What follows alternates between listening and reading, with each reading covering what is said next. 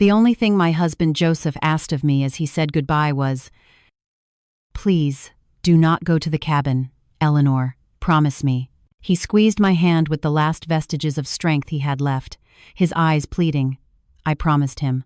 I always respected his wishes, even when curiosity consumed me. But a few years after his death, curiosity won out, and what I found on that property would change my life forever. And now I understand why my husband wanted to keep me away from there so badly. But before I continue, make sure you are subscribed to the channel and write in the comments where you are watching this from. We love knowing how far our stories reach.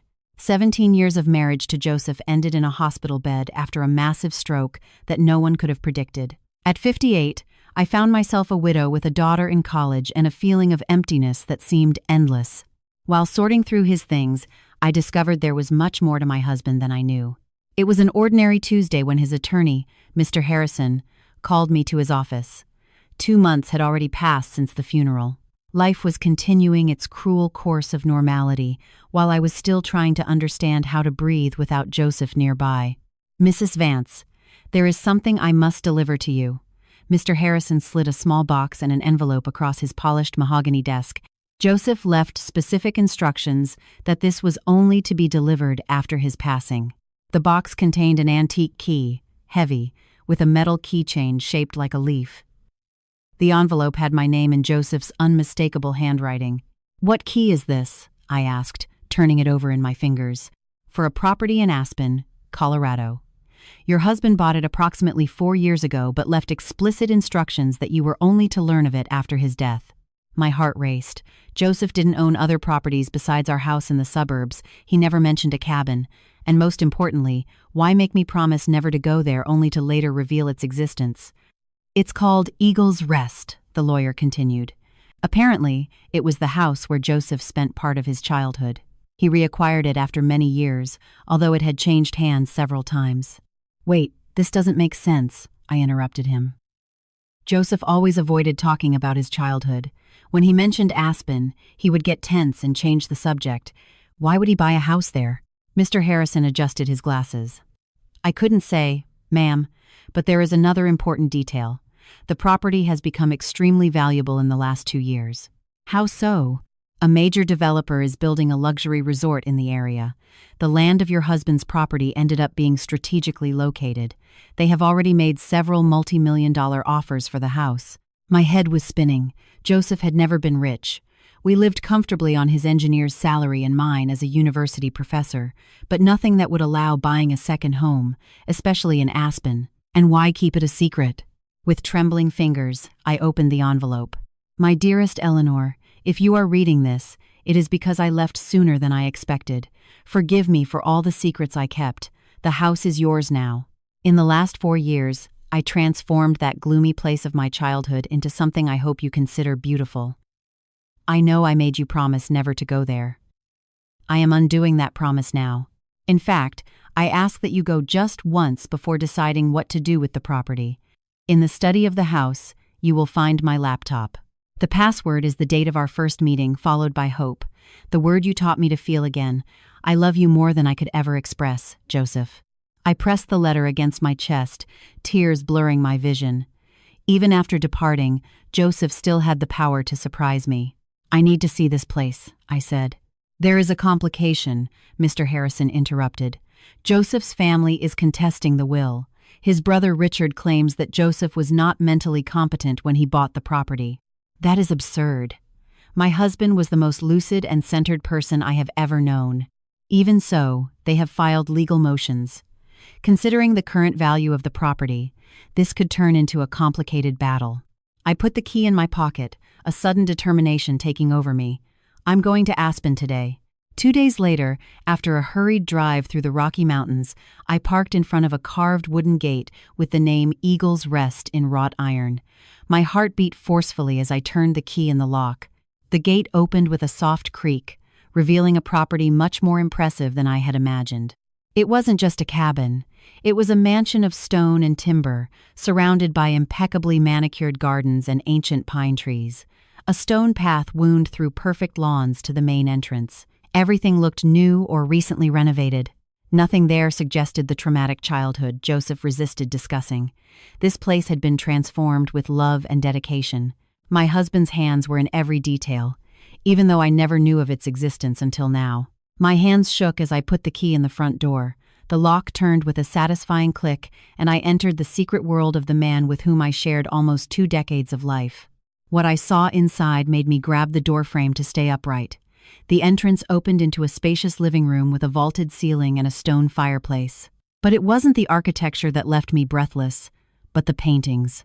On every wall, in every available space, there were paintings of flowers, not just any flowers, but orchids of every possible type and color. My lifelong passion, which Joseph always supported with silent affection, surrounded me in a gallery dedicated to my greatest love. And there, on a table near the window overlooking the gardens, was a silver laptop with a single white orchid placed on the lid. Before I could take another step, the noise of tires on gravel announced that I was no longer alone. Through the window, I saw a black sedan park behind my car. 3 men got out, all with the unmistakable facial resemblance to Joseph. The same straight nose, the same almond-shaped eyes. The Vance clan had arrived, and by the severe expression on their faces, they weren't coming to welcome the widow to her newly discovered property.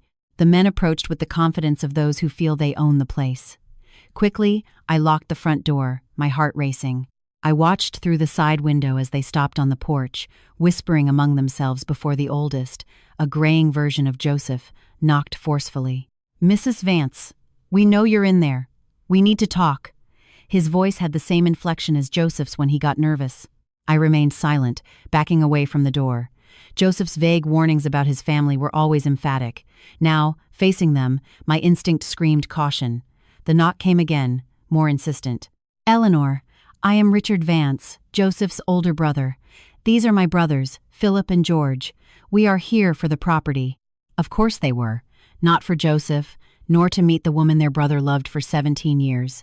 They were there for the house that was suddenly worth millions. I looked at the laptop on the table. The answers I sought might be there, not with strangers on the porch. Ignoring the increasingly aggressive knocking, I went to the table and typed in the password. 0429 Hope. The screen came to life, opening a folder named For Eleanor. Inside were hundreds of video files, each dated chronologically, starting the day after the funeral and extending a whole year into the future. With trembling hands, I clicked on the first one. Joseph's face filled the screen, not the pale, gaunt face of his last days in the hospital, but healthy, full of life, clearly recorded months before. "Hi, love." He smiled in that crooked way that always melted me. "If you are watching this, it means I'm gone and that you came to Eagle's Rest, despite my years begging you not to come. I should have imagined you wouldn't resist, especially after Harrison told you about the house." A lump formed in my throat. Even now, he knew me so well. "I recorded a video for every day of your first year without me. A year of company while you processed the grief. A year explaining everything I should have told you in life." He lowered his gaze briefly, then looked back at me with determination. "Starting with the reason I bought back the house I swore never to set foot in again." Outside, the knocking had ceased. Through the window, I saw the men returning to the car, grabbing papers, talking with stern expressions. Joseph continued. 3 years ago, I was diagnosed with a cerebral aneurysm, a ticking time bomb I inherited from my father. The doctors gave me 2 to 5 years. I chose not to tell you or Claire. I didn't want pity, and I didn't want our last years to be lived in the shadow of death." His eyes softened. "I wanted to live fully with you until the end, not die slowly in front of you." Shock and anger invaded me. He hid the diagnosis. He made medical decisions without me. He denied me the opportunity to prepare, to cherish our final moments consciously. "I know you're angry right now," he said, as if reading my thoughts. "You have every right, but I hope you understand that I made that decision out of love, not cowardice." The men outside were making calls, pacing the driveway with the frustrated energy of a denied right. When I received my diagnosis, I decided to use the remaining time to create something meaningful for you. You have always loved orchids. You always talked about having a space just for yourself to cultivate them someday. So, I found the last place anyone would expect it to be, the house I abandoned at 18, swearing never to return. He leaned toward the camera. What my brothers don't know is that I legally bought the house from my father before he died. The old man was bankrupt after years of gambling and drinking. He sold it to me for a fraction of the value, desperate for money, making me swear I wouldn't tell my brothers, who still thought they would inherit it someday. That explained the legal challenge. They believed they had rights to a property Joseph had purchased legitimately.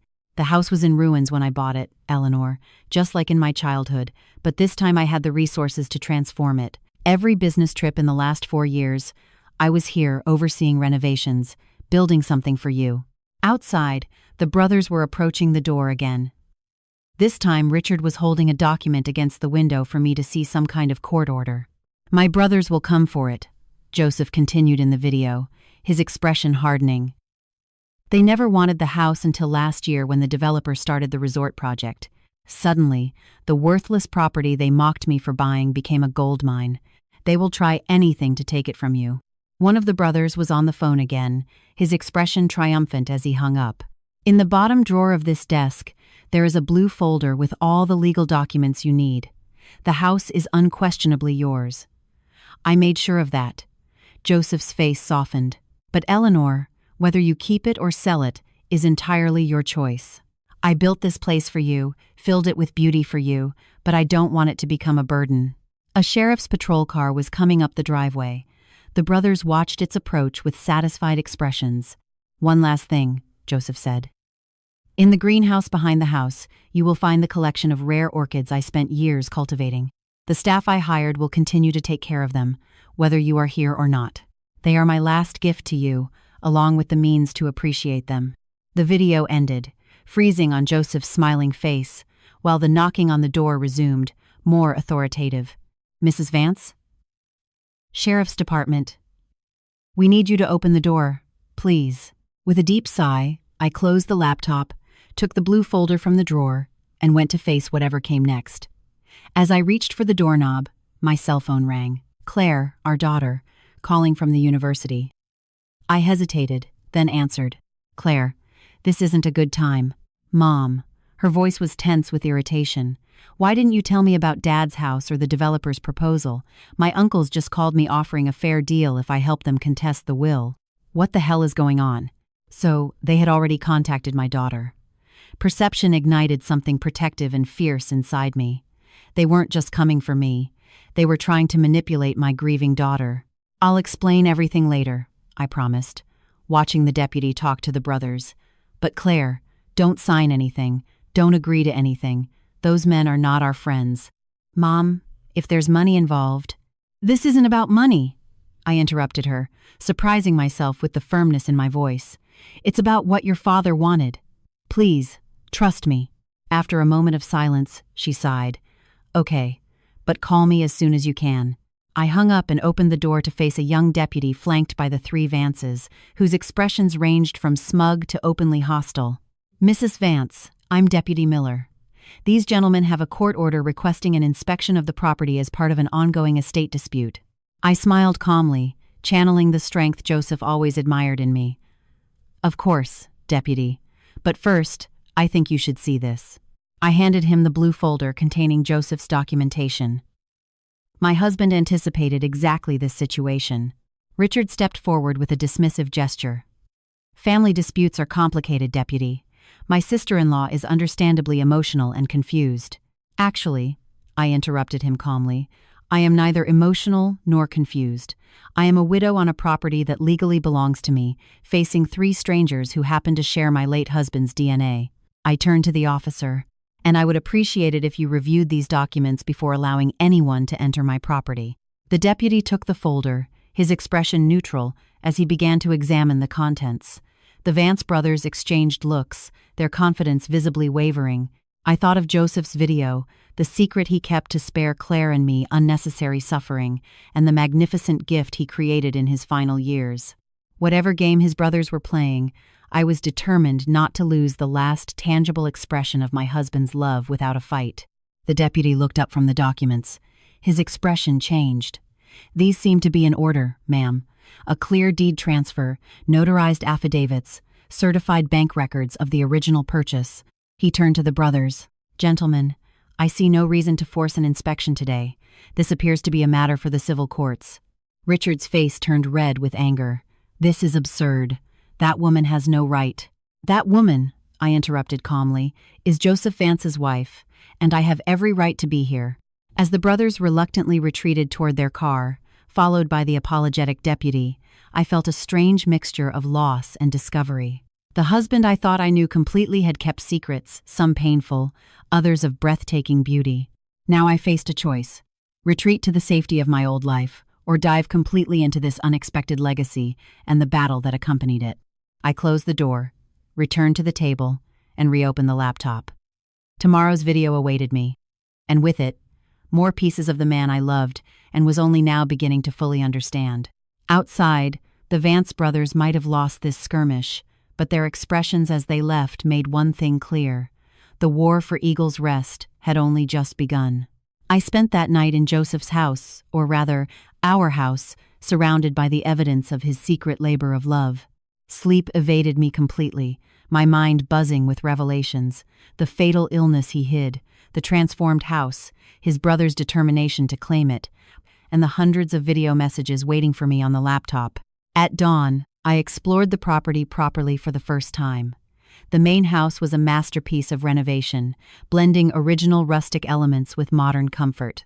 Every room reflected careful consideration of my tastes, from the library stocked with first editions of my favorite books to the reading nook overlooking the garden perfect for autumn mornings. But it was the greenhouse that truly took my breath away.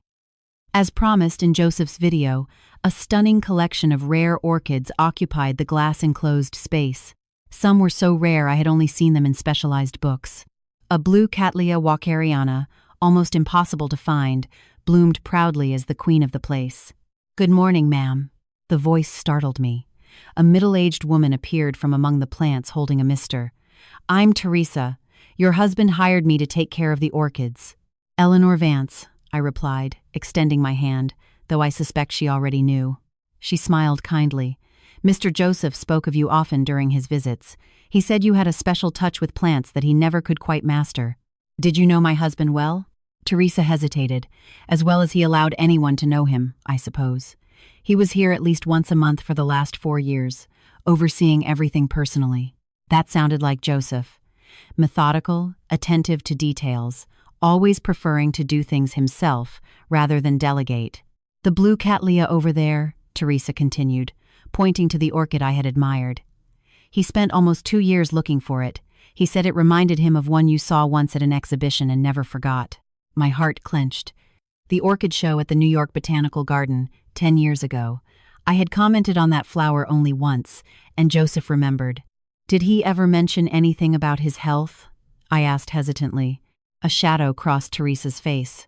"Not directly, but in the last 6 months, he pushed himself harder. He worked for hours, like a man with an expiration date." The confirmation hit me, but it also explained the hurried quality I sensed in Joseph during his final months. I attributed it to work stress, never imagining he was creating all this while knowing his time was limited. "His brothers were here yesterday," I commented, carefully watching her reaction. Her face hardened. "They started sniffing around ever since Summit Peaks Resort announced the project, suddenly very interested in the family home they hadn't visited in decades." She adjusted the irrigation system before continuing. "What can I say about them? Richard is the oldest. He runs an investment firm in Chicago. Always treated Joseph like he was doing him a favor by acknowledging him. Philip is the middle one, a lawyer, good with words. George is the youngest, always in Richard's shadow." She shook her head. When Joseph came back to buy the property, they mocked him for wasting money on a hole in the middle of nowhere, until the resort started planning. Now, this fit the fragments Joseph shared over the years: his difficult childhood, his escape to college, his reluctance to discuss his family. "They'll be back," I said, more to myself than to Teresa. "For sure," she nodded. But Mr. Joseph prepared for that. He was always thinking several steps ahead. Back in the house, I forced myself to eat something before opening the laptop for the day's video. Joseph appeared, sitting in what I now recognized as the house's library. "Good morning, my love. I hope you slept well in our new home." He smiled, that crooked smile I missed with a physical ache. The camera moved as he walked through the house, down a hallway I hadn't explored, stopping at a locked door. "This room is just for you. The key is in the first drawer of the nightstand, the antique silver one with the orchid engraving." I paused the video, went to the master bedroom, and found the key exactly where he described. Following Joseph's path in the video, I located the discreet door at the end of the east wing. The key turned smoothly. I pushed the door open and gasped. A fully equipped art studio filled the large corner room, bathed in perfect light from floor to ceiling windows. Easels, canvases, paints, brushes, everything an artist could wish for, arranged with loving precision. I hadn't painted in 15 years. After art school, I abandoned my artistic dreams to teach literature, to support us while Joseph built his career, to raise Claire. Over the years, someday became a distant dream, then a bittersweet memory of a road not taken. The video continued, Joseph's voice bringing me back to the laptop I had carried with me. "You gave up so many things for us, Eleanor. Your painting was the first sacrifice. Although you never complained, I always promised myself I would give it back to you someday." Tears blurred my vision as I inspected the studio, the professional materials, reference books organized on shelves, windows oriented to catch the perfect northern light. "There is something else," Joseph continued. "Look in the cabinet under the window seat." I walked to the cushioned bench near the window overlooking the garden, now golden with morning light. Beneath it, built into the wall, was a cabinet I might have overlooked if I hadn't been told to look for it. Inside was a flat portfolio case. With trembling hands, I lifted the lid and fell to my knees in shock. My paintings, dozens of them, all the work I created in college, works I thought had been lost in our moves over the years. Joseph had preserved them, protected them, kept them for 15 years until he could return them to me in this perfect space. On top was a small canvas I recognized immediately, my final project before graduation, a self-portrait of a young woman looking into the future, eyes shining with possibilities. Joseph had asked to keep it the day I finished it. Attached was a handwritten note. "She is still there, Eleanor. The woman who painted with such passion and vision. I gave you the space. The rest is up to you." I pressed the note against my chest, overwhelmed by love and loss in equal measure. Joseph had seen me, truly seen me, in ways I hadn't allowed myself to be seen in years. The sound of vehicles on gravel tore me from that emotional moment. From the studio window, I saw 2 cars approaching, the familiar black sedan of the Vance brothers, and behind it, a silver compact I recognized instantly. Claire had arrived. And by the way she confidently exited her car and walked toward her uncle's, it seemed they had already started working on her. My daughter, Joseph's daughter, with her father's dark hair and my stubbornness, was smiling and shaking hands with the uncles she had never met before. Any fragile peace I found in Joseph's posthumous gifts evaporated before this new complication. The battle for Eagle's Rest had just become much more personal. I watched through the window as Claire exchanged friendly greetings with her uncles, her body language open and receptive. At 21, our daughter had her father's analytical mind and my determination, but she lacked Joseph's patience and my caution. She was always quick to form opinions, slow to revise them. My cell phone buzzed with a message from her. I arrived with Uncle Richard and the others. "Coming in now. We need to talk." Uncle Richard. They had known each other for less than a day, and she was already claiming a family connection. I put Joseph's note in my pocket, locked the studio, and went to face this new alliance. They entered without knocking, Claire using the familiarity of a daughter, and the brothers following her like wolves behind an unsuspecting guide. "Mom." Claire hugged me briefly, then pulled away, her eyes scanning the impressive room. "This place is incredible. Why did Dad never tell us about it?" Before I could answer, Richard stepped forward, his resemblance to Joseph painfully sharp. "Eleanor, I think we started on the wrong foot yesterday. You were surprised by your sudden arrival, just as you were by ours." His conciliatory tone didn't match the calculating look in his eyes. Beside him, Philip and George maintained carefully neutral expressions, though Philip held a leather briefcase that undoubtedly contained legal documents. "Claire," I said, ignoring Richard completely, "I thought we agreed you wouldn't get involved with your father's brothers until we spoke." She blushed slightly. "They called again early today with a very reasonable proposal. I thought I should at least hear them out in person." Her chin lifted defiantly. Besides, they are my family too. Family you didn't know existed until yesterday, I reminded her gently. Only because Dad kept them away from us, she retorted, just like he hid this incredible place. Doesn't that seem strange to you? What else was he hiding? The question cut uncomfortably close to the revelations in Joseph's videos. Your father had complicated relationships with his brothers, I said carefully. He had reasons for the distance he kept. Richard made a dismissive gesture. Ancient history. Brothers fight, especially in difficult families like ours. What matters now is moving forward together. Exactly. Claire nodded with the seriousness of someone who believed she was being perfectly reasonable. Uncle Richard explained everything to me. This house has been in the Vance family for generations. Dad bought it from Grandfather Vance, but it was always meant to be shared among the brothers eventually. I suppressed a sigh. They had been working on her for less than a day, and she was already repeating their version of events. And the sudden interest in the property has nothing to do with the luxury resort being built next door? I asked softly. Philip stepped forward, opening his briefcase. The real estate situation is just one aspect of the complex legal picture. We have prepared a fair settlement offer that honors Joseph's wishes while recognizing the Vance family's historic right to the property. We are willing to be very generous, Richard added, placing a paternal hand on Claire's shoulder. 1/3 for you, Eleanor, 1/3 for Claire, and 1/3 divided among us brothers. Everyone wins. Claire looked at me expectantly, clearly already convinced by the proposal. It makes sense, Mom. We don't need this huge place. We could sell it all, walk away with millions, and Dad's family stays united. Your father specifically left this property to me, I said, looking Richard in the eye, not to you, not to his brothers. Out of confusion and misplaced sentimentality, Richard replied smoothly. Joseph wasn't thinking clearly in his final years. A flash of anger burned through me.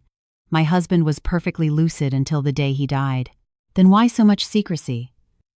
George spoke for the first time, his voice softer than his brother's, but no less sharp. Why hide the purchase of the property from his wife and daughter? Why the elaborate arrangements with the lawyer? Those are not the actions of a man thinking rationally. I thought of the videos, the renovated house, the art studio. Every element meticulously planned as a final gift. None of that suggested confusion or deteriorated judgment. Mom, Claire said, her voice softer now, I know it's hard. Dad left us, and now we're discovering all these secrets. But this proposal makes financial sense. Both of us would be secure for the rest of our lives. The door opened behind them, and Teresa appeared, her face worried. Is everything all right, Mrs. Vance? I saw the cars arrive. The brothers turned, visibly irritated by the interruption. Richard narrowed his eyes. This is a family matter. Teresa is my employee, I said firmly. She is welcome in my house. Actually, Philip intervened, her employment status is among the disputed assets pending resolution of our legal claim. Teresa didn't back down. Mr. Joseph hired me personally. He made me promise I would take care of the place and Mrs. Vance if anything happened to him. We will review all employee contracts, Richard said dismissively. I've heard enough, I said. I think it's time for all of you to leave. I looked directly at the brothers, then softened my gaze as I turned to Claire. Except you, of course. You're always welcome. You're not even going to consider their offer? Claire asked incredulously. I will review any written proposal with my own attorney, I replied, but I will not be pressured in my own home. Richard's conciliatory mask fell, revealing the ruthless businessman beneath. This property is worth tens of millions with the resort project. We can do this amicably, or we can make things very difficult. Is that a threat? I asked, calmer than I felt. A reality check, he corrected. You are a college professor facing a legal battle against adversaries with significantly greater resources. Joseph may have had good intentions, but he put you in an untenable position. I thought of the blue folder with its meticulous documentation, of the videos showing Joseph's lucid planning, of the property that represented his final act of love. I think my husband knew exactly what he was doing, I said calmly. Now, please leave. Claire, you are welcome to stay for lunch if you like. She looked torn, glancing between me and her newfound uncles. I think I'll go with them for now. We have more to discuss. She kissed my cheek quickly. Think about the offer, Mom. Please. I watched them leave, a feeling of emptiness expanding in my chest. In just 24 hours, my daughter had been drawn into the orbit of men Joseph spent his whole life avoiding. Teresa waited until the cars disappeared down the driveway before speaking. "Mrs. Vance, there is something you should know, something your husband asked me not to mention, unless it was absolutely necessary." I turned to her, mentally exhausted, but forcing myself to pay attention. "What is it?" "It's about the true extent of the property, and what is really hidden here." She gestured toward the greenhouse. "We better walk. Some things shouldn't be discussed inside the house where walls may have ears."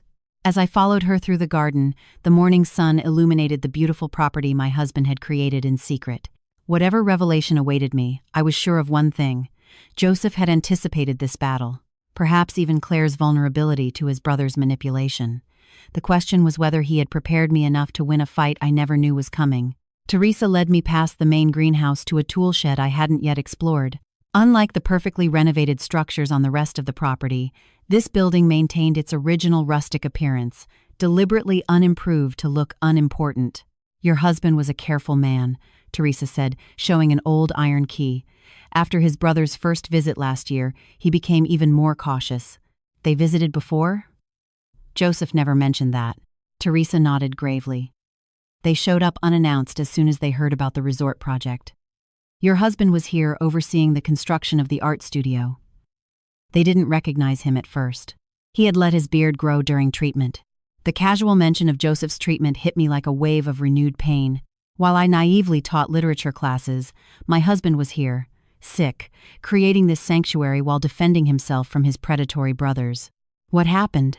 He watched them from a distance, then left without revealing himself. That night, he made changes to the property plans. Teresa opened the shed door, starting with this. The door opened to reveal a common interior gardening tools, equipment, dust motes dancing in beams of light entering through cracks in the walls. Teresa moved confidently toward the back corner, moving several stacked boxes to expose a trapdoor built into the concrete floor. "Your husband installed this entrance last winter. The workers thought they were building a wine cellar."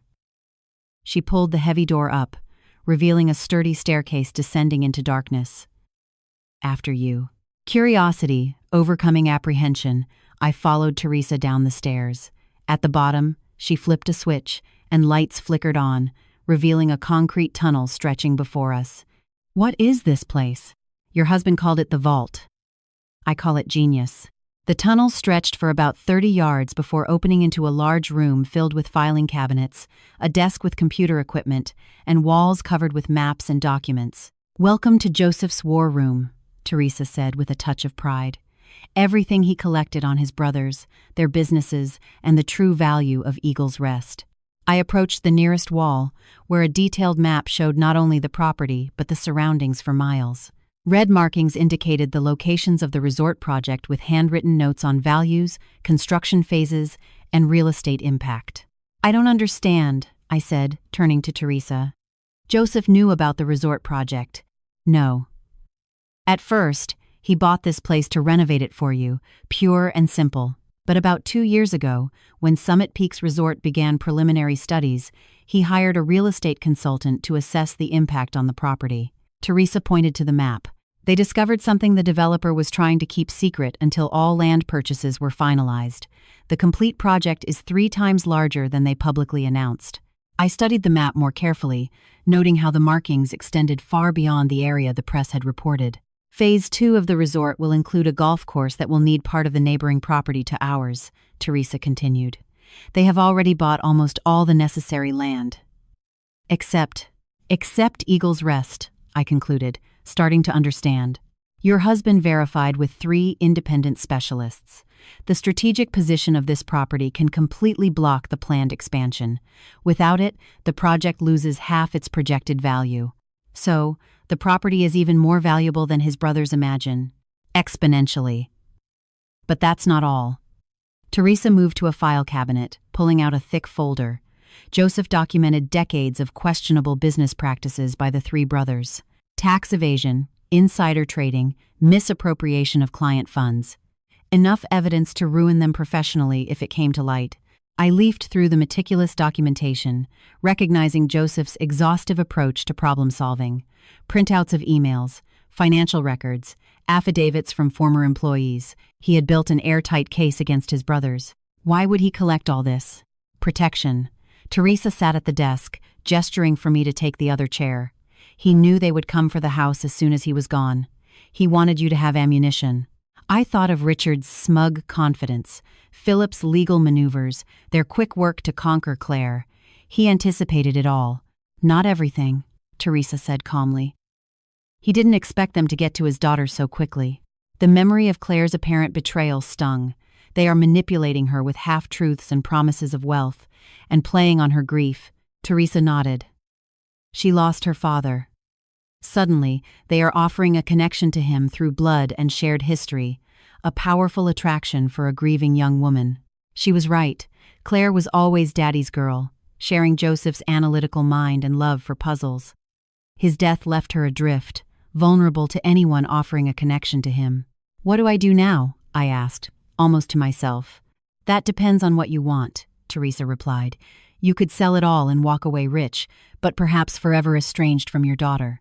You could fight the brothers legally using this evidence, which might win the battle but worsen the family wounds. Or what? You could do what your husband always did, think 3 steps ahead and find the path no one expects. I considered that as I continued to examine the war room. On the desk was a framed photograph I had never seen before. Teenage Joseph standing proudly next to a prize-winning orchid, his face lit by an innocent joy I had rarely glimpsed in the man I married. That was the first cattleya he grew, Teresa said, noticing my focus on the photo. The only bright spot in his childhood here. His brothers destroyed it while Joseph was away at school, just to hurt him. Another piece of the puzzle clicked into place. Joseph's support for my love of flowers and art, despite having no personal interest in them. The magnificent greenhouse and the studio weren't just gifts. They were the reclamation of something precious his brothers had stolen from him. I took the photograph, a plan beginning to form in my mind. Teresa, does the laptop with Joseph's videos work down here? She nodded. There is a secure network throughout the property. Your husband made sure of that. Excellent. I need to see the upcoming videos ahead of schedule. Then I want you to schedule a meeting for me. With whom? First my daughter, alone, far from her uncle's influence. Then my attorney. And finally, I looked at the wall of evidence Joseph had compiled against his brothers. I think I would like to speak with the executives of Summit Peaks Resort. Teresa smiled for the first time since we entered the hidden bunker. You are planning something your husband would approve of. I am planning something worthy of the man who loved me enough to create all this, I corrected, a new determination steadying my voice. And I'm going to need your help. Whatever you need, Mrs. Vance, Teresa promised. Your husband gave me a second chance when no one else would. I owe him everything, and by extension, I owe it to you. This was yet another facet of Joseph I didn't know. His quiet generosity extending beyond our immediate family, changing lives I had never heard of. As we left the bunker, carefully hiding the entrance again, I felt a strange sense of connection with my late husband. Not the grief that had dominated the last few weeks, but a partnership that somehow continued beyond death. He had left me not only a property and material security, but tools and knowledge to forge my own path. The Vance brothers thought they were facing a naive widow who was no match for them. They had no idea what was coming. In the following 48 hours, I barely slept, fueled by determination and the growing clarity of my plan. I watched a whole week of Joseph's videos in a single night, each one revealing more of his strategy and the depth of his foresight. They will try to divide and conquer, he warned in a recording, as if he were speaking directly about my current situation. Richard will be the friendly face, Philip the legal threat, George the silent observer, and they will target Claire. She is the easiest path to destabilize your position. In another video, he showed documents from the developer he had obtained through contacts at the municipality. Summit Peaks is desperate to keep Phase 2 of the project secret until they secure all necessary land. If they find out we know about the golf course before they try to buy us out, the negotiation value triples. Armed with Joseph's insights and my own growing understanding, I arranged to meet Claire at a coffee shop in town, far from the influence of the Vance brothers and the emotional pull of the sanctuary created by Joseph. She arrived 15 minutes late, already defensive before even sitting down. I can't stay long. Uncle Richard is taking me to meet some investors this afternoon. Uncle Richard, I repeated gently. You've become very close in 3 days. She blushed. They have been kind and welcoming, which is more than I can say for you. You're treating Dad's family like enemies. I sipped my coffee, choosing my next words carefully. Do you remember that narrative theory class you loved in your freshman semester? About how the same story changes completely depending on who tells it? What does that have to do with our situation? You've only heard their version of this story. I'm asking you to consider there might be another perspective. Your father's. Dad is dead, she said sharply, pain flashing across her face. And obviously, he didn't trust us enough to tell us about this place while he was alive. I reached into my bag and pulled out a tablet. Actually, he left something for both of us. What is this? Your father made videos, Claire. Hundreds of them. Messages to guide us after he was gone. I turned the tablet around, queuing up the video Joseph had tagged for Claire when she needs it. Her face went pale. He made videos. He knew he was dying, I said softly, finally sharing the truth. He was diagnosed 3 years ago with a cerebral aneurysm. He chose not to tell. He wanted to spare us watching him wither away. That's impossible, he would have told me. But uncertainty was already creeping into her voice. Watch the video, Claire. Listen to him. With trembling fingers, she pressed play. Joseph's face appeared healthy, vibrant, his eyes crinkling with the smile that was so characteristic of him. Hello, my bright girl. If you are watching this, then I'm gone. And knowing you, you're probably angry about all the secrets I kept. He laughed softly. You never liked being kept in the dark about anything, even as a child. Tears welled in Claire's eyes as her father continued. I should have told you I was sick.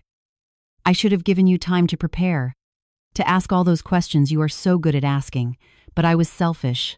I wanted our last years together to be normal, not overshadowed by my diagnosis.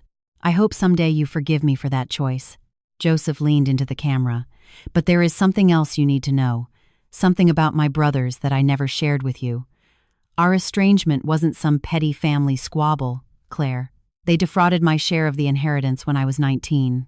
They used my name on false documents while I was away at college. When I found out and threatened to expose them, they threatened to implicate me as a willing accomplice. Claire's hand covered her mouth, her eyes fixed on the screen. I left Aspen, moved to Chicago, met your mother, built a life, raised you. That was more than enough. His expression hardened. But my brothers never changed. Whatever they are telling you now, remember this. They want control of the family property, not out of sentiment, but out of pure greed. And they will use anyone, including my daughter, to get it. The video ended, freezing on Joseph's concerned face. Claire sat motionless, tears running silently down her cheeks. He was protecting us, she whispered finally. From more than just his illness, I confirmed softly. Your uncles aren't the family connection they pretend to be. They are opportunists who see you as the easiest path to what they want. She wiped her tears, anger replacing grief in her expression. They've been lying to me, haven't they? About everything. No, not about everything the house is worth millions. That part is true. But they didn't tell you about the complete resort project or why the property is so crucial to the developer's plans. Understanding lit up her eyes. They're trying to rip us off. Us, I repeated, feeling hope. That means you're back on my side, Mom. I never left your side. She looked down, ashamed. I just wanted to feel connected to Dad through his family. They had stories about him as a kid, photos I'd never seen. I get it, I reassured her, reaching across the table to squeeze her hand. Grief makes us vulnerable in ways we can't foresee, but now we need to be smarter than them. Together, Claire straightened, her expression shifting from devastation to determination so like Joseph that my heart ached. What's the plan?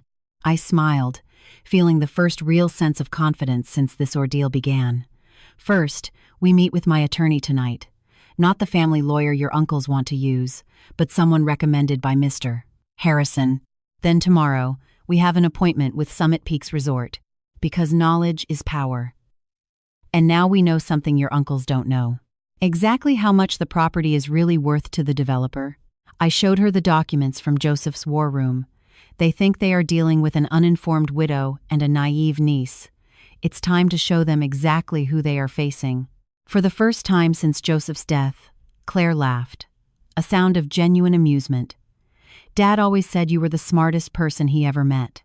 That underneath that quiet literature professor was a strategist who could outmaneuver anyone if properly motivated.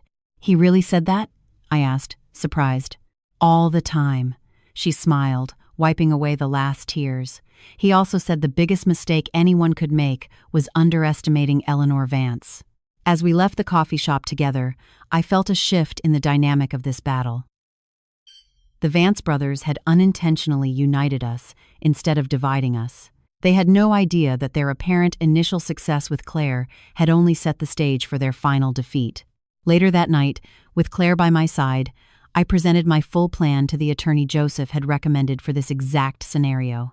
His expression shifted from professional interest to undisguised admiration as he grasped the full scope of what I was proposing. "Mrs. Vance," he said finally, "your husband told me you would surprise me with your strategic thinking. He was right." "My husband," I replied, "was right about a lot of things, including his belief in my ability not just to survive his death, but to emerge stronger from the crucible of grief and betrayal." The Vance brothers arrived at Eagle's Rest exactly when I expected at 10 a.m. sharp, 3 days after my meeting with Claire. Their black car came up the driveway with the confidence of men who believed victory was just a formality. Following them was a silver sedan I didn't recognize, likely their lawyer or financial consultant. I watched from the studio window, dressed not in the casual clothes they had seen previously, but in a tailored suit I had bought specifically for this meeting. Appearances matter when orchestrating a turnaround, and I intended to present myself not as a grieving widow, but as the formidable adversary Joseph always knew I was. "They're here," I alerted Claire, who appeared from the library looking equally professional in a navy dress, her father's watch, one of her most prized possessions, prominently displayed on her wrist. "Ready?" she asked, nervousness and determination conflicting in her expression. "Completely." I squeezed her hand. "Remember, let them back themselves into a corner first." Teresa appeared. The others arrived via the back entrance. "They are ready in the dining room as you asked." I nodded in thanks. Perfect timing. The doorbell rang, and Teresa went to answer with the practiced deference of someone who knew her role in this carefully choreographed performance. "Good morning, gentlemen," I heard her greet them. "Mrs. Vance and Claire are waiting this way, please." They entered with the ease of men used to controlling environments. Richard led, followed by Philip with his ever-present legal briefcase, and George trailing behind. Behind them walked a gray-haired man in an expensive suit who radiated corporate authority. "Eleanor." Richard nodded, his smile not reaching his eyes. "We appreciate you agreeing to this meeting. This is Charles Moore, CFO of GNT Investments. We thought it would be productive to have a specialist join our discussion on the property's potential." So they had brought a financial executive to intimidate me with technical jargon and market valuations. Predictable. "How thoughtful," I replied pleasantly. "I've prepared the dining room for our meeting. Shall we?" I guided them through the house, noting their evaluative glances at the renovations Joseph had completed. In the formal dining room, a large table had been set with documents at each place, bottles of water and coffee, the image of professional preparation. "Please, sit," I gestured. "I think we have much to discuss." As they settled in, confident expressions still firmly in place, I remained standing at the head of the table. "Before beginning," I said, "I want to thank you for the previous proposal. It was educational." Richard's smile widened, clearly interpreting my comment as submission. "We are pleased you took the time to consider our offer with Mr. Moore's expertise. We can discuss the most advantageous arrangement to divide the estate's assets." "Yes, division," I said, picking up a remote control from the table. "That is precisely what I would like to discuss." I pressed a button, and a hidden screen lowered from the ceiling at the end of the room. The brothers exchanged surprised looks. Clearly, they didn't expect this level of preparation. "If you can direct your attention to the presentation," I continued, clicking the remote again. A detailed map of Eagle's Rest appeared on the screen, showing the property boundaries, topographical features, and its position relative to the surroundings. "This is the complete survey of Eagle's Rest," I explained. "The full 60 acres, not just the 25 acres mentioned in your proposal." Philip shifted uncomfortably. The western part is a non-developable preservation area. We excluded it for simplicity's sake. How thoughtful, I replied ironically, except for one small detail. Another click on the remote, and the map was overlaid with the complete resort project. All phases, including the golf course Summit Peaks Resort, had been keeping secret. Charles Moore straightened in his chair, his professional mask slipping as he leaned in to study the projection with sudden interest. As you can see, I continued calmly, Phase 2 of the project extends predominantly across the western area of our property, the acres you so generously offered to exclude from our fair division. Richard's face turned red. Those projects are just speculation. GNT's analysis indicates. Actually, a new voice interrupted as the side door opened, those projects were confirmed by the Summit Peaks Resort Board of Directors. The Vance brothers turned in shock as Paul Rivers, CEO of Summit Peaks Resort, entered the room, followed by my attorney and two executives in formal suits. "What is this?" Richard demanded, half rising. "This," I replied pleasantly, "is a meeting about the true value and future of Eagle's Rest. Mr. Rivers has expressed significant interest in the property, particularly after reviewing the comprehensive documents my husband compiled regarding the resort project." Charles Moore shot a betrayed look at the Vance brothers. "I was told you had exclusive negotiation rights for this property." "They don't." My attorney intervened calmly, placing additional documents on the table. "Mrs. Vance holds clear and unquestionable title to the entire property. The documents the Vance brothers showed you have no legal standing." Richard slammed his hand on the table. "This property has been in the Vance family for generations. Joseph had a moral obligation." "Moral obligations?" Claire spoke for the first time, her voice steady despite her hand gripping the water glass. "Like the moral obligation you had to my father when you defrauded his inheritance? Or forged his signature on documents? Or threatened to frame him if he exposed you?" The brothers froze, the color draining from their faces. "What exactly is she talking about?" Charles Moore asked, looking increasingly uncomfortable. "Perhaps this will clarify," I said, nodding to my attorney, who distributed sealed envelopes to everyone at the table. Copies of the documentation my husband preserved regarding certain transactions involving Vance family assets. I believe the statute of limitations has expired for some of these issues, but the tax authorities may find others quite interesting. Philip tore open his envelope, scanning the contents with growing alarm. "These are private family matters," he stammered, completely irrelevant to the current discussion. "On the contrary," I rebutted, finally taking my seat at the head of the table. "They establish a pattern of fraudulent behavior that directly impacts your credibility in these negotiations. Behavior that continued when you deliberately misled Mr. Moore about your standing to negotiate this property." The room fell silent as the Vance brothers realized the totality of their exposure. Joseph had documented everything, their historic crimes against him, their recent manipulations, their attempts to seize valuable assets while appearing generous. "What do you want?" Richard finally asked, his facade of confidence crumbling. "I want you to leave Eagle's Rest and never come back," I declared simply. "I want you to cease all attempts to contest my ownership or manipulate my daughter. In exchange, these documents will remain private." Charles Moore stood up abruptly. "I believe my participation in this matter was based on incomplete and potentially fraudulent information. If you'll excuse me, Mrs. Vance, I will contact you directly for any future discussions." He shot a look of disdain at the brothers before exiting. Richard's face flushed as he watched his ally leave. "You have no idea what you're doing, Eleanor. The development costs for the western area are prohibitive. The logistics alone—" Actually, Paul Rivers intervened. "Summit Peaks Resort has developed new construction methods specifically suited for this type of terrain. We are prepared to make Mrs. Vance an offer that recognizes both the challenges and the exceptional potential of this property."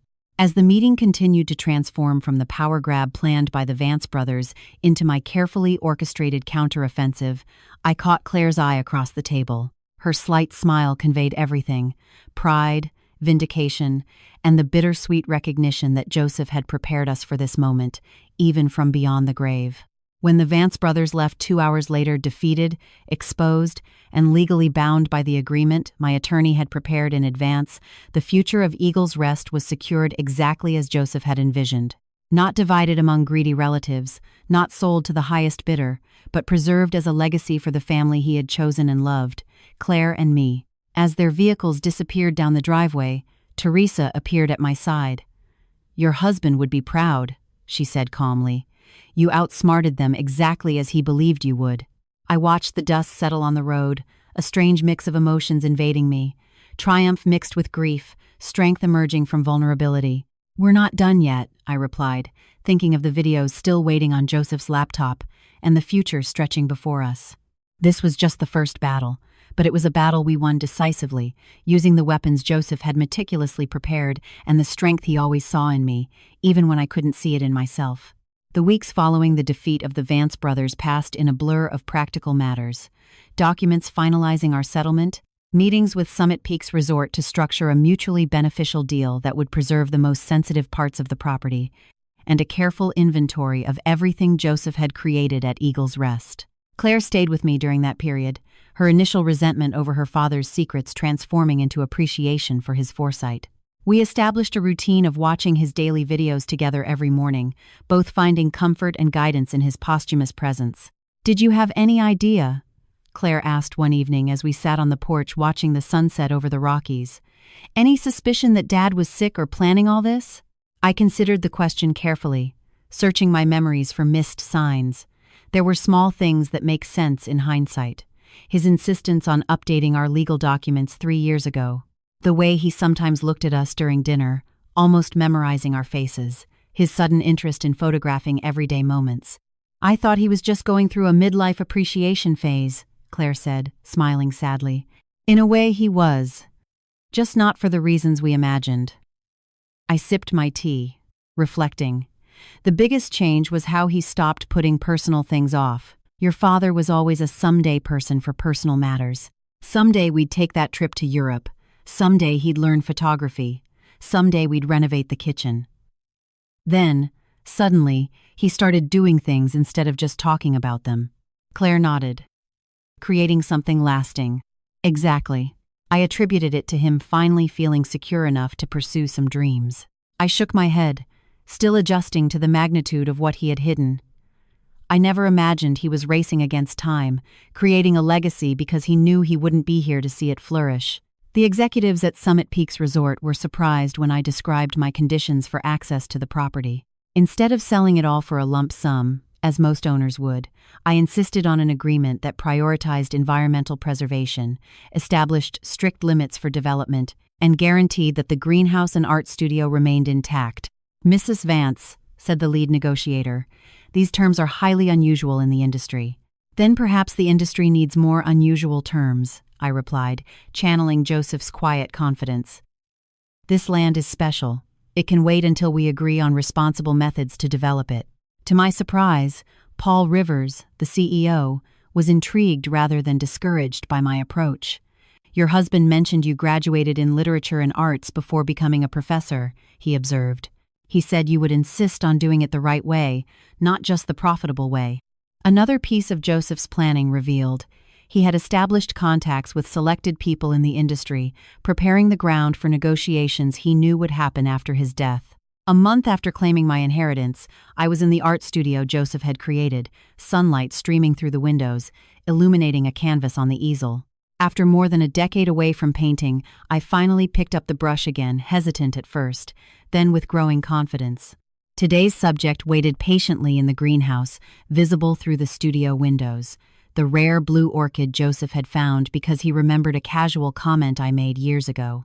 Teresa taught me about orchid cultivation, my fingers slowly regaining the dexterity I thought lost forever. "Mom?"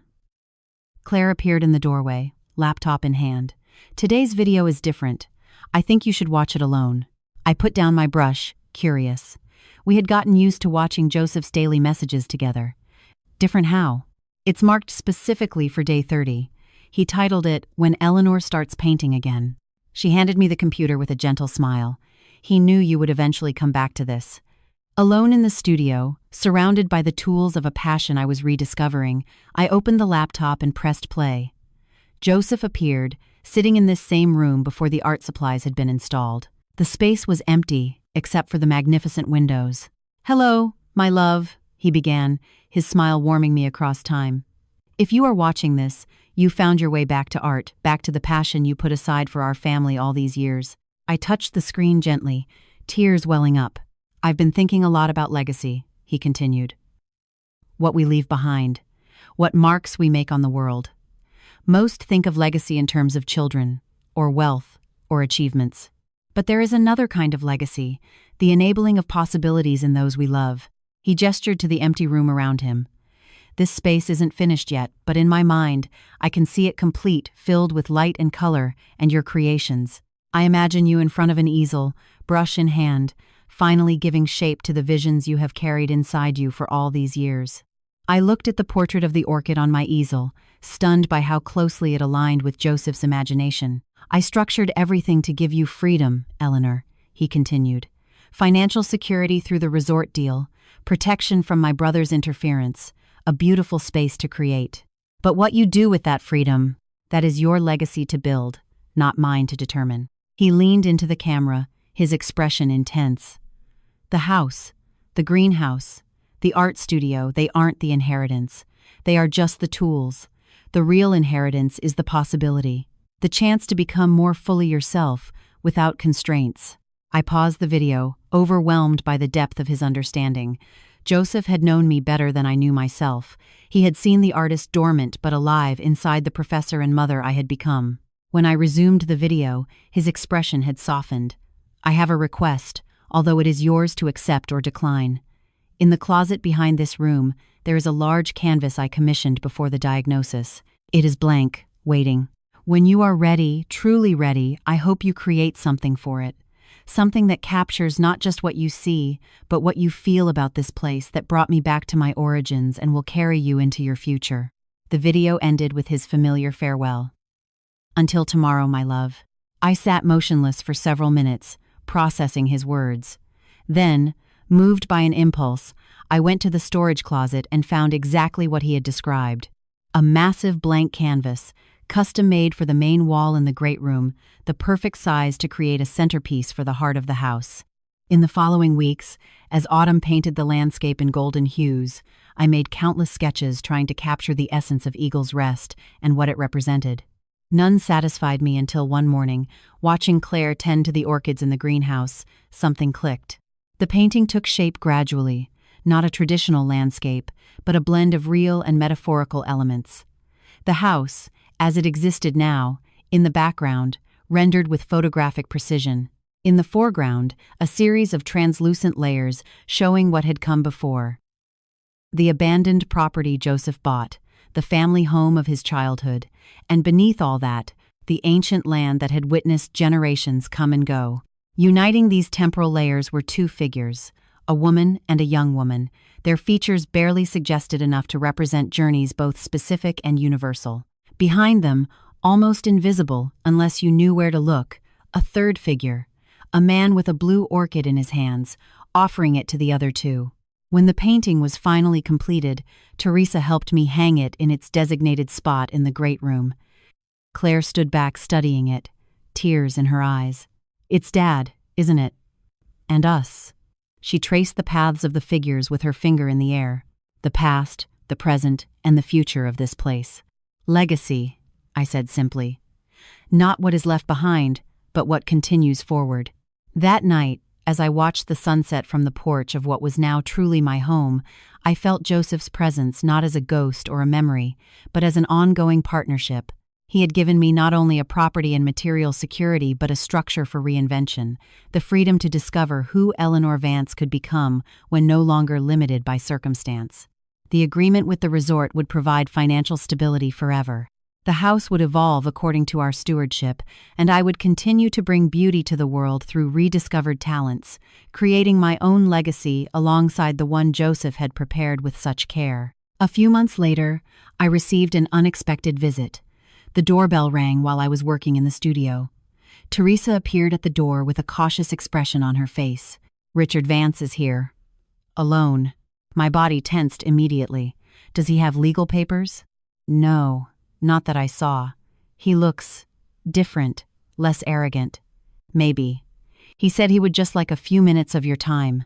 I considered refusing, but curiosity won out. "I'll see him on the porch." "Don't invite him inside." Richard was thinner than the last time I saw him, the lines around his eyes deeper. He turned when I opened the door, his expression surprisingly humble. "Eleanor, thank you for seeing me. What can I do for you, Richard? Our agreement was quite clear. I'm not here to contest the agreement." He looked at the property, then back at me. "I'm here to apologize." Of all the things I expected, an apology was at the bottom of the list. I crossed my arms, waiting for him to continue. "In the last few months, I've done some reflection. About Joseph. About our relationship. About the choices I made." He swallowed hard. "I didn't expect you to win. I should have expected it. Joseph was always the smartest of us." "That's not an apology," I observed. "You're right," he nodded. "I apologize for trying to take this house from you, for trying to manipulate Claire, for all the years I made Joseph's life harder than it needed to be." I looked at him, searching for signs of falsehood, but found only exhaustion and possibly genuine regret. "Why now?" "I have cancer," he said simply. "Stage 4. My prognosis isn't good." It puts things in perspective. The echo of Joseph's illness was impossible to ignore. "I'm very sorry to hear that. I didn't come for sympathy. I came because my younger brother built something beautiful here, and I, in my arrogance and greed, almost destroyed it." He pulled a small package from his pocket. "I found this in our father's belongings. I thought you or Claire might want it." I accepted the package cautiously. Inside was a faded photograph. 3 boys under a huge tree, the smallest obviously Joseph holding a small orchid in a pot. "It was the first one he grew," Richard explained. "Before we—" He left the sentence unfinished, the guilt visible on his face. I looked at young Joseph in the photo, then at the broken man in front of me. "Do you want to come see the greenhouse?" I offered, surprising both of us. Joseph grew some truly impressive orchids. For a moment, I thought he would refuse. Then, with an almost imperceptible nod, he followed me through the property he once tried to steal. As we walked among the flowers his brother had cultivated with such love, I saw Richard the way Joseph must have seen him in the videos.